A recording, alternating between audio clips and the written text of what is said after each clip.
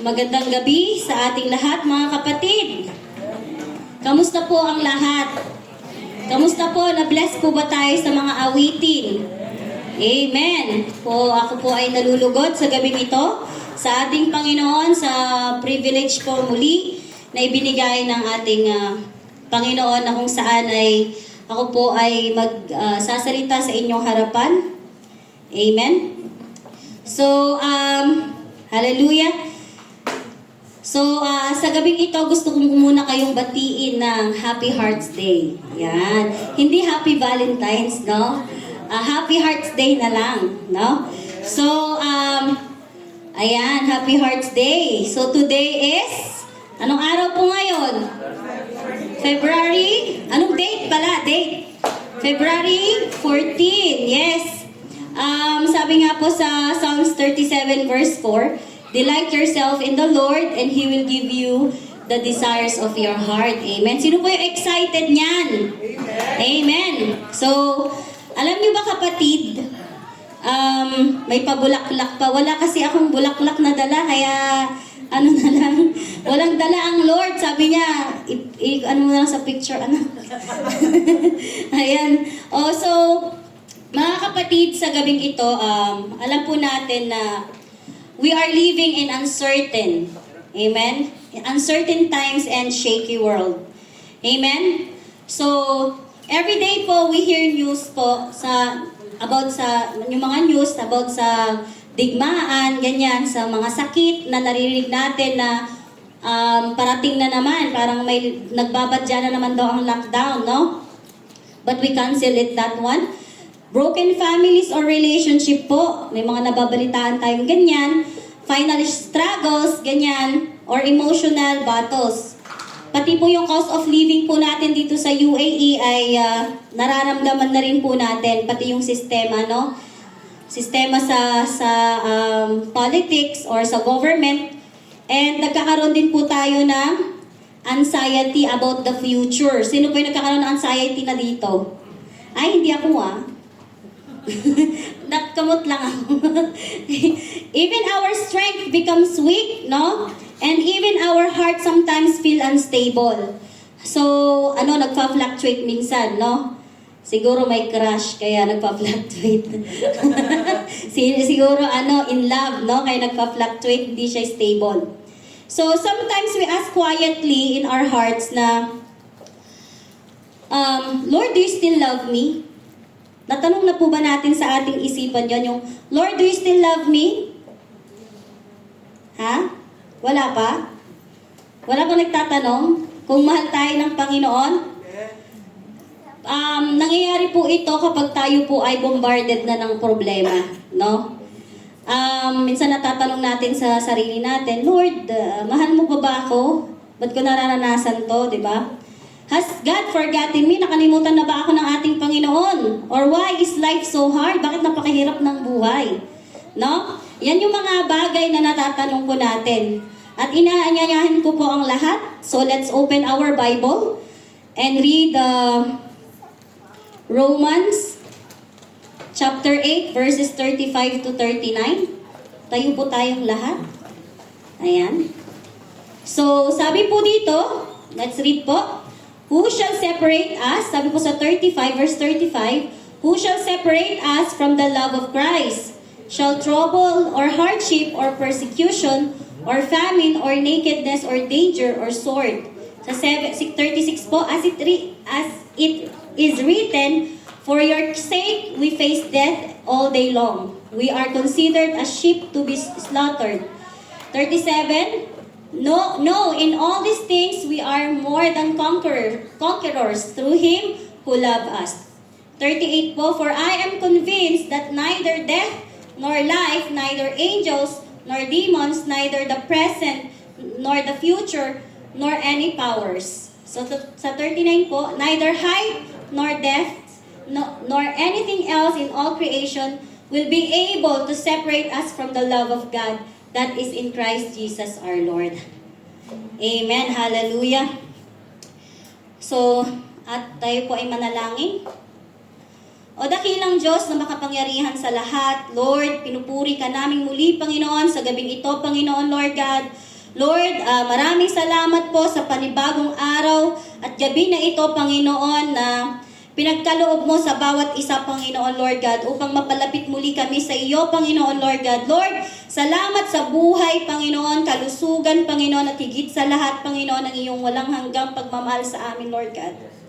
Lord, Ama naming nasa langit, Lord God, Lord, habang kami po ay magsisimula ng mensaheng ito, Panginoon, Lord God, Lord, hinihiling ko po na ang presensya ng Holy Spirit, Panginoon, Lord God. Lord, open our hearts and minds, Panginoon, Lord God, para maunawaan namin ang iyong mga salita, Panginoon, Lord God. Lord, hayaan niyo pong ang bawat marinig namin ngayon, Lord God, ay magdala, Panginoon, ng lakas, ng pag-asa at pagbabago sa aming buhay, Panginoon, Lord God, in Jesus' name. Lord, alisin niyo po ang anumang distractions, Panginoon, worries, Panginoon, burdens na dala namin ngayon, Panginoon, Lord God. Lord, teach us to listen, Panginoon, not just with our ears, Panginoon, but with our hearts, Lord God, in Jesus' name, Lord God. Lord, ihanda niyo po kami na tanggapin ang iyong katotohanan at isa sa buhay ito araw-araw, Panginoon. Gamitin niyo po ang iyong lingkod, Lord God, bilang daluyan ng iyong mensahe, Panginoon, sa gabing ito, Lord God. Lord, let your words flow and let your love be felt in this place tonight, Panginoon, in Jesus' name, Lord God. Maraming salamat po, Panginoon, Lord God. We offer this time to you for your glory alone, Panginoon. In Jesus' name we pray. Amen and amen. Hallelujah. Bigyan po natin ng palakpak ang ating Panginoon sa gabi ito. Amen. So nabasa po natin sa Romans chapter 8 verses 35 to 39 po. Ito pong Romans 35 chapter 8 verses 35 to 39 po is napaka-strongest declaration of God's love po sa atin. Sa entire Bible po, no? That's why our message for tonight is entitled Unshakable Love in a Shaky World. Ay, nanginginig na ba ang lahat? Ayan.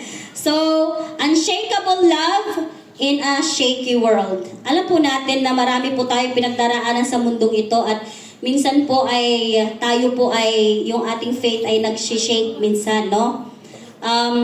But church, when everything shakes, no, God's love remains. Amen? Amen. Amen. So from this passage, I want to share po the 3 truths po about God's unshakable love. Ayan, mabilis lang to, huwag kayong mag-alala. Okay, first po is secure. Yeah? So, from ano po yan sa Romans chapter 8 verses 35 to 36, we are secured because God's love holds us in every storm. Amen?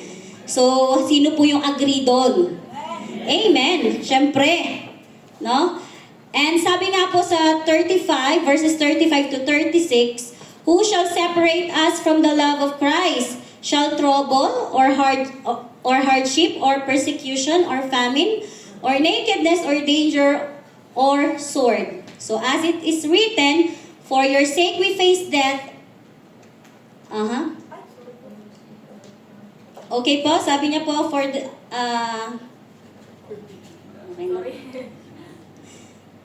ayan. Yan na nga po. For your sake we face death all day long. We are considered as sheep to be slaughtered, no? So, alam po natin,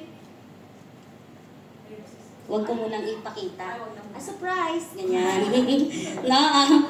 Okay, so Paul asked these things, no? That who shall separate us from the love of Christ? Sino po ba ang makapaghiwalay sa atin sa pagmamahal ng ating Panginoon? Alam po natin kanina, nabasa po natin yung, sabi nga po, it can be trouble ba, hardship ba, persecution ba, taggutom ba, nakedness or danger or sword, no? So, si Paul po is very honest, no? Being a Christian that not exempt us from pain. Lahat po tayo niyan makakaranas. Alam po natin na paulit-ulit nating maririnig ito na the more na lumalapit tayo sa ating Panginoon, the more po tayong ina-attack ng kaaway, no? Lagi tayong nasasaktan. But meron pong promise ang ating Panginoon, no? Sometimes nga, yun nga, tinatanong natin, mahal ba ako ng ng Panginoon? Bakit ko nararanasan to? Bakit ganito ang buhay ko, no? Minsan natatanong natin yun. But suffering does not mean God has left you or stop loving you. Tama po ba? Hindi po doon humihinto ang pagmamahal ng ating Panginoon. In fact po, hindi lang po tayo ang nakaranas nito. No? Like po si Joseph was betrayed. Si David po was hunted. Si Daniel po was thrown into a lion's den. And si Jesus po ay na-crucified. No? So, kung ano man po yung nararanasan natin sa mundong ito, danas po din ng ating ng mga characters dun sa Bible, no? So, but if you think of it po, did God stop loving them? Hindi ba huminto ba ang pagmamahal ng ating Panginoon sa kanila? Absolutely po, no. Amen? So, church, actually, our feelings change, no? Ang feeling ay nagbabago, ang pakiramdam ay nagbabago. The circumstances also change. Amen? Totoo po ba? Nandito pa po tayo. Di ba po? Nagbabago? But God's, may isa lang na hindi nagbabago. Yan yung pagmamahal ng ating Panginoon. Amen? Amen. Palakpakan nga natin ang ating Panginoon kasi hindi nagbabago ang ating Panginoon. We may be walking through sickness. We may be struggling financially. We may feel lonely or rejected. But the love of God will never change. Amen?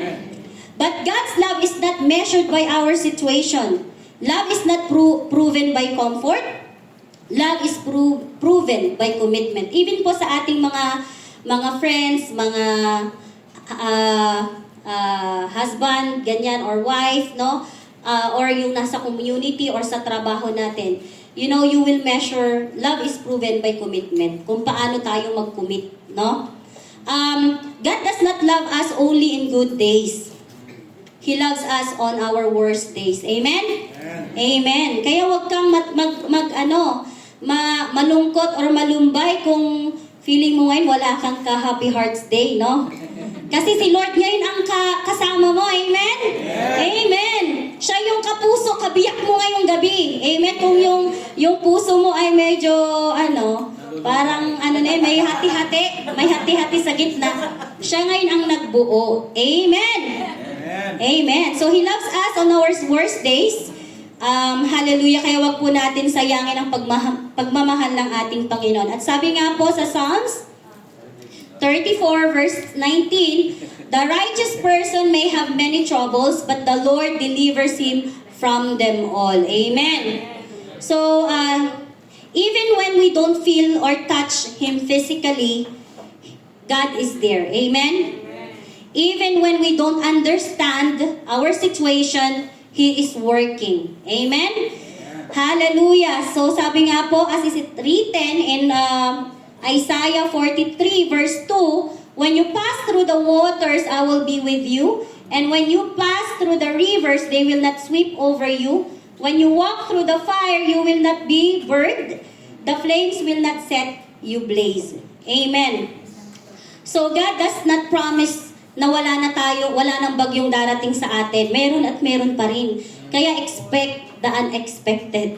No? Kaya nga pinapatibay tayo ngayon ng pagmamahal ng Panginoon. Amen? He promises His presence.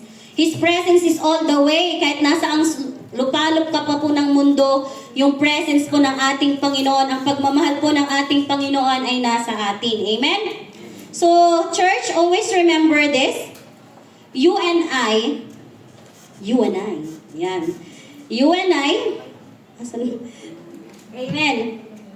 So you and I po are secure in Christ. Amen? Hallelujah. Not because life is easy, but because God is faithful. And the last one, in Lamentations chapter 3, verses 22 to 23, it says there, because of the Lord's great love, we are not consumed, for His compassions never fail. Sa 23 po, they are new every morning. Great is your faithfulness. Amen. Because of because of God's great love po, our security ay naroon. Amen? That's why we are secure we are secured in the love of the Lord. Amen?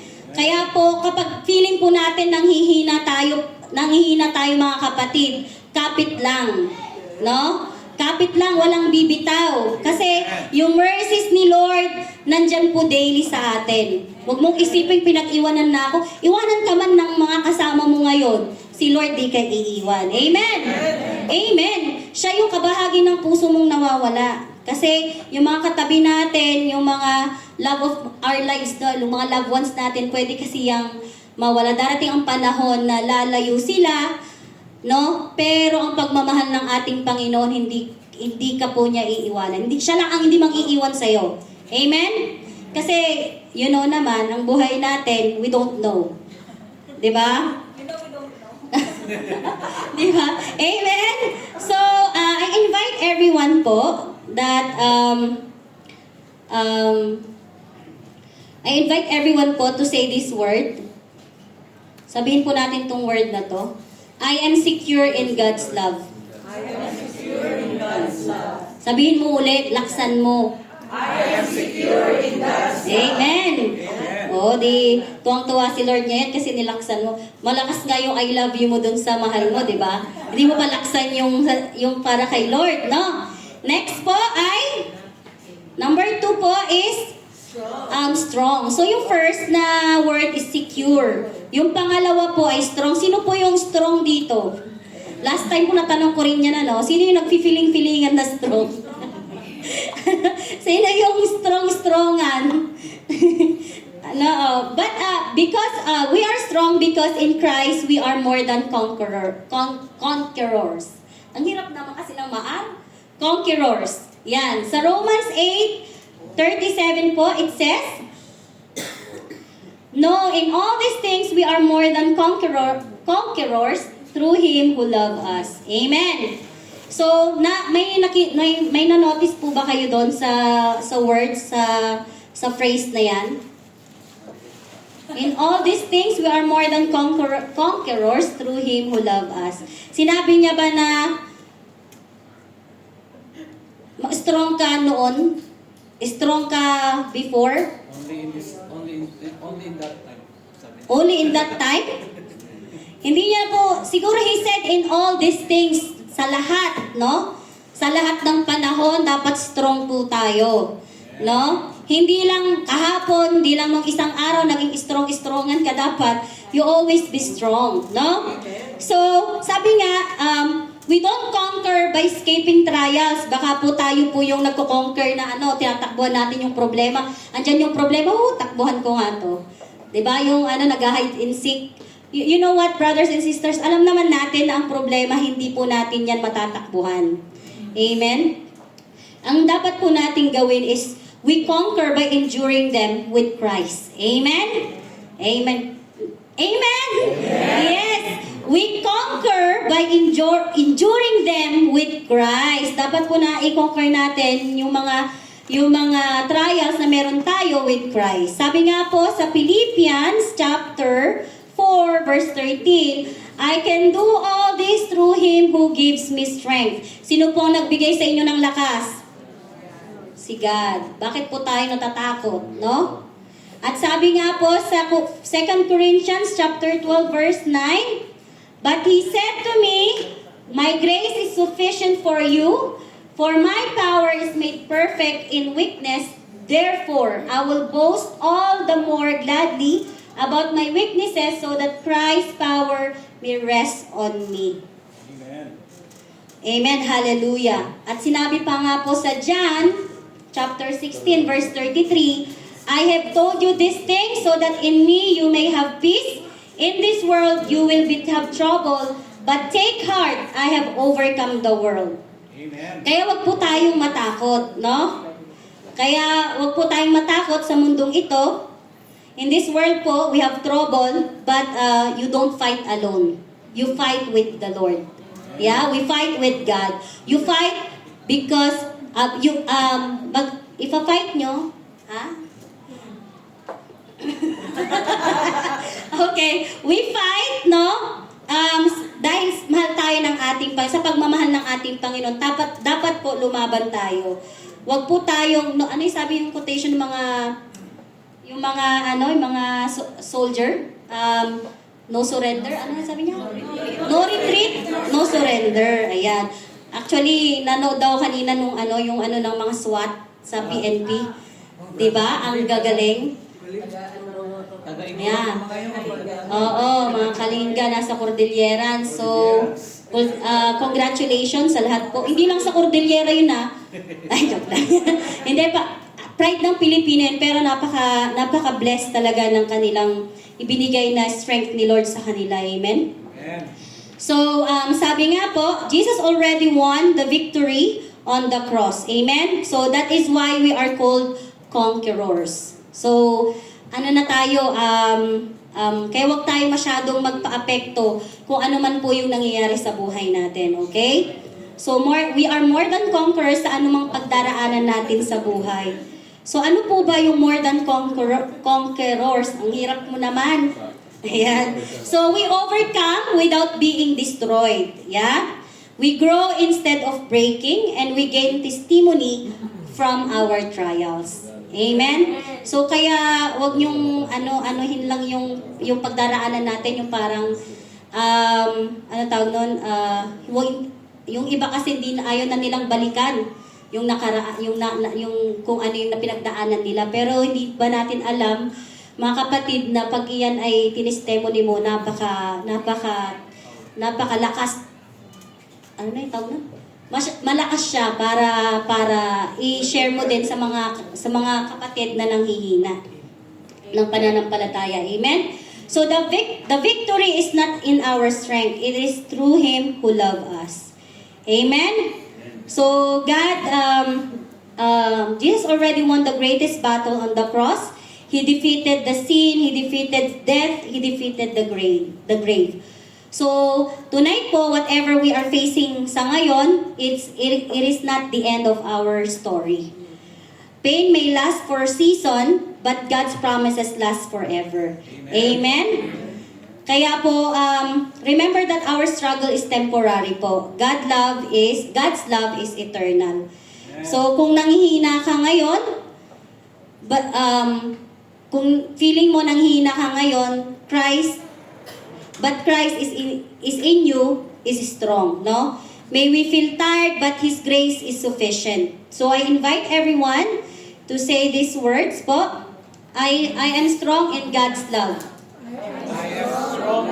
Kanina, ano po yun kanina? I am strong. I am secure in God's love. Ngayon po, I am strong in God's love. Okay, let's proceed po sa number 3. Ayan. So, we are sealed. Because nothing can separate us from God's love. Amen? Sabi nga po sa... Amen? Amen! Sabi nga po sa Romans chapter 8, verses 38 to 39, For I am convinced that neither death nor life, neither angels nor demons, neither the present nor the future, nor any powers. So sa 39 po, neither height or depth, nor anything else in all creation will be able to separate us from the love of God that is in Christ Jesus our Lord. So dito po, Paul now give us the strongest assurance na neither death nor life po, neither angels, yun po, binanggit niya po dito, neither death nor life, neither angels nor demons, neither the present nor the future, nor any powers. Neither present nor future, neither height or depth, nor anything else nor anything else in all creation. So, Paul covers everything, no? Yung mga seen and unseen po, yung today and tomorrow, yung physical and spiritual. Sabi nga po sa John chapter 10 verses 28 to 29, I give them eternal life and they shall never perish. No one will snatch them out of my hand. My Father, who has given them to me, is greater than all. No one can snatch them out of my Father's hand. And sabi po sa Ephesians chapter 1 verses 13 to 14, And you also were included in Christ when you heard the message of truth, the gospel of your salvation. When you believe, you were marked in Him with the seal, the promised Holy Spirit, who is a deposit guaranteeing our inheritance until the redemption of those who are God's possession to the praise of His glory. Amen. So, last po sa Hebrews 13:5, keep your lives free from the love of money and be content with what you have, because God has said, never will I leave you, never will I forsake you. Amen. So God's love is not the love of the Lord is not our past. It's not our failures and not our fears. Amen. So God love is not yung pagmamahal ni Lord is sealed talaga, no? Hindi po yan naaalis, no? May silyado na ang pagmamahal sa ni Lord. Nung namatay pa lang siya sa krus, nasilyuhan na yung pagmamahal niya sa iyo. Amen. So Jesus love sealed in on the cross by His blood. The cross declared it already. Nung namatay si Lord sa cross, ayun na yon, no? So you may walk away from people or people may walk away from you, but God never walks away. Amen? So, sabihin po natin sa gabing ito, I am sealed in God's love. I am sealed in God's love. So, ano po yung tatlong natin? I am secured, I am strong, I am secured in God's love. Okay, I'm sealed in God's love, no? Now po, proceed na po tayo. Naintindihan po natin, ano yung 3S? I am secured, strong, Hindi pa magkakasunod. Secure, strong, sealed. Ayan. So, pupunta na po tayo sa ating conclusion. Ayan. Our favorite, no? Okay. So, we live in a shaky world. A while ago, I mentioned this one. But we serve an unshakable God. Amen? Kaya po, kung kayo po ay nafe-feel nyo po na talagang hindi na po stable ang ating pamumuhay, wag po tayong wag, yung pagsaserve po natin sa ating Panginoon is dapat hindi po siya, dapat stable lang siya. Hindi po siya nagsishaky, no? Because we are secure, which God holds us. Amen? And number 2 po, strong, Christ empowers us, and sealed His love surround us. Amen? So no matter what we face this week, remember, God loves you. This is our best day, no? Best day with hearts, no? So remember that God loves. So no matter what we face this week, remember, God loves us. God is with us. God is for you. God will finish what He started. Amen? So you may not understand everything happening in our lives right now. But we must be confident of one thing. Amen? God loves you and I. Amen? Not conditionally, not temporarily, but eternally. So, brothers and sisters, stand firm. Hold on. Trust His heart even when you don't understand His ways. Let God's unshakable love empower us to love others, even in a divided or uncertain world. Church, before we end tonight, let's all stand. I believe the Holy Spirit is speaking your hearts right now. Maybe we came tonight with heavy hearts.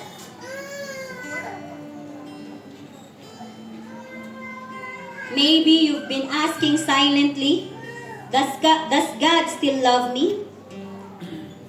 So tonight, let me remind you, nothing can separate us from God's love. Not our past, not our failures, not our fears. Jesus already proved His love on the cross.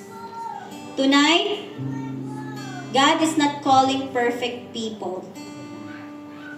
He is calling hurting people, tired people, lost people, or broken people.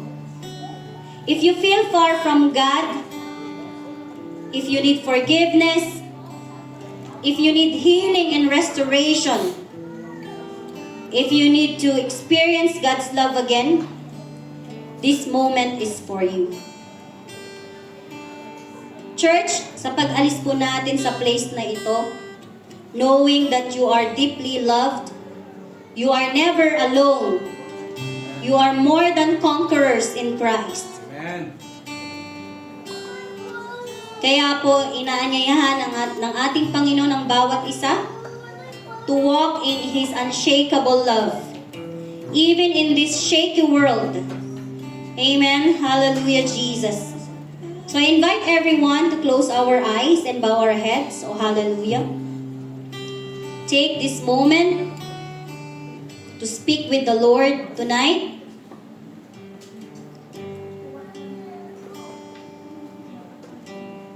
Yes, it never fails me.